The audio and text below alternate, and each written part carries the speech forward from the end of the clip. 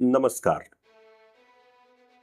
स्वागत है आप सभी का आज की वीडियो में।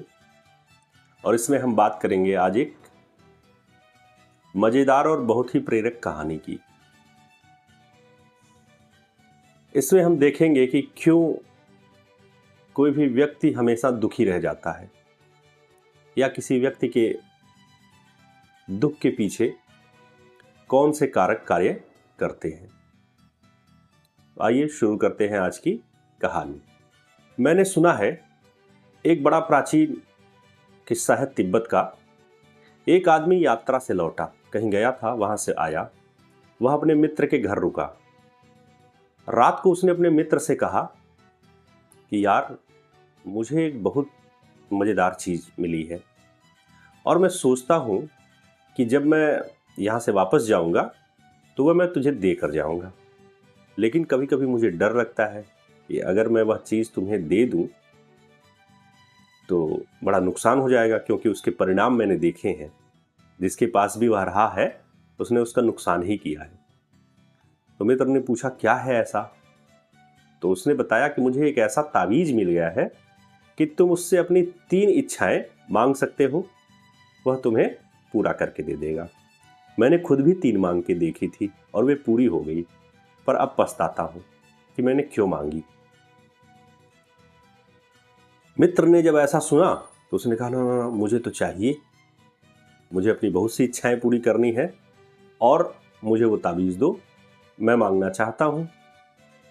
दूसरे मित्र ने समझाया कि यह ठीक नहीं है, लेकिन फिर भी मित्र चाहता था कि उसे मिले। वह तो एकदम सुन के दीवाना हो गया, पागल हो गया कि नहीं, इतनी अच्छी चीज़ मिल गई है तो फिर मुझे चाहिए ही, और तुम कह रहे हो कि ना दूं, ये ठीक नहीं है।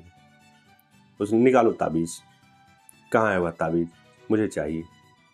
तो उसके मित्र ने बताया, देखो इसके परिणाम बहुत बुरे होते हैं, लोग गलत चीज़ें मांग लेते हैं। तो उसने कहा, तुमने गलत चीज़ें मांगी होगी, मैं बहुत सोच विचार के मांगूंगा, तुम मुझे दो। हर आदमी यही सोचता है कि दूसरा आदमी गलत मांग रहा है, इसलिए मुश्किल में पड़ा, मैं बिल्कुल ठीक मांग लूंगा। यही बात उसने भी सोची।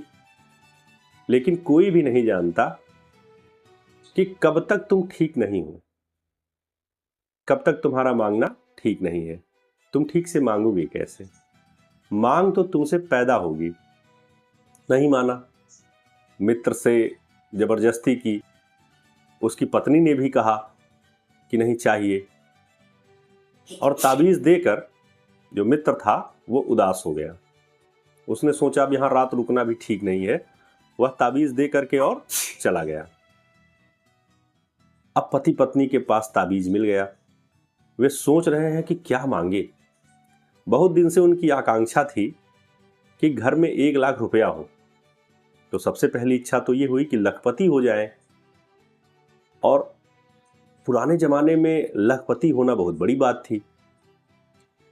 तो उन्होंने कहा कि वह पहली आकांक्षा ही पूरी कर ले, और उन्होंने ताबीज़ से पहली आकांक्षा मानी कि 1 लाख रुपया हो।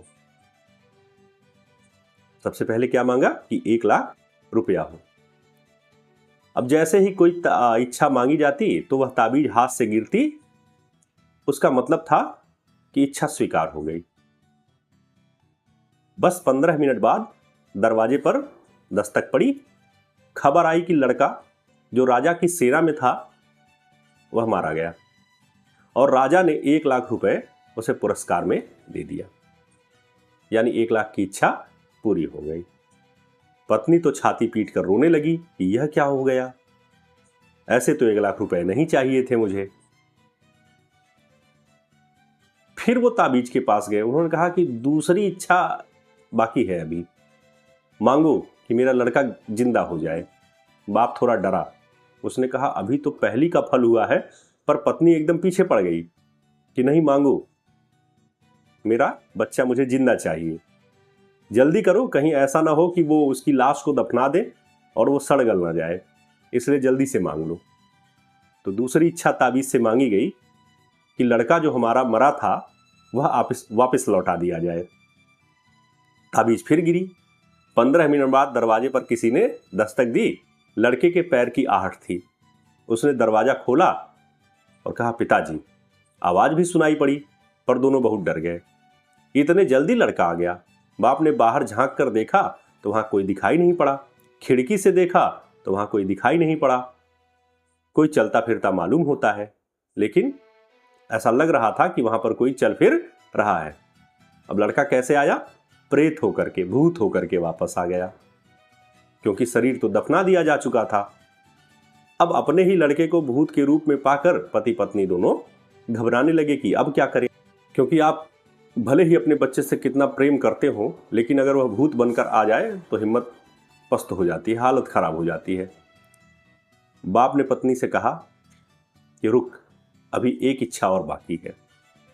और उसने ताबीज से कहा, कृपा कर और इस लड़के से छुटकारा, यानी एक बार और इच्छा पूरी करो और इस लड़के से छुटकारा दे दो, नहीं तो अब यह सताएगा जिंदगी भर।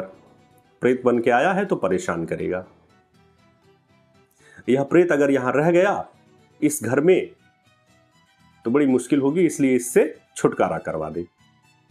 पति आधी रात गया ताबीज देने अपने मित्र को वापस और कहा, इसे तुम कहीं फेंक ही दो, अब किसी को भूल कर मत देना। तुम्हारी पूरी जिंदगी की कथा इस ताबीज की कथा में छिपी है। जो मांगते हो वह मिल जाता है, नहीं मिलता है तो तुम परेशान होते हो, मिल जाता है फिर भी तुम परेशान होते हो। गरीब दुखी दिखता है, अमीर और भी दुखी दिखता है। दुख किसी का कम नहीं है, हर कोई अपने अपने दुख से परेशान हुआ है। जिसकी शादी हुई है वह भी परेशान है, जिसकी नहीं हुई है वह भी छाती पीट रहा है कि मेरी नहीं हो रही है, सिर ठोक रहा है। जिसको बच्चे नहीं है वह घूम रहा है साधु संतों के सत्संग में कि कहीं से बच्चा मिल जाए, और जिनको बच्चे हैं वे कहते हैं कि कैसे इनसे छुटकारा हो। ये क्या बवाल पैदा हो गया है। सारा जीवन हमारा इसी प्रकार गुजरता रहता है। हमारे पास कुछ है तो भी हम रो रहे हैं, हमारे पास कुछ नहीं है तो भी हम रो रहे हैं। समझदार व्यक्ति परमात्मा से यह नहीं कहता कि मेरी प्रार्थना पूरी करना, वह उससे कहता है जो तुम्हारी मर्जी तुम पूरी कर देना। क्योंकि हम तो यह भी नहीं जानते क्या मांगे, हम तो गलत ही मांगेंगे क्योंकि हम गलत हैं। हमारी तो मांग ही गलत होगी, उपद्रव की होगी, हमें परेशान करने वाली होगी। इसलिए परमात्मा से मांगिए नहीं, उनसे कहिए उन्हें जो देना हो दिए, और जो आपको प्राप्त हो आप उसमें खुश होना सीखिए।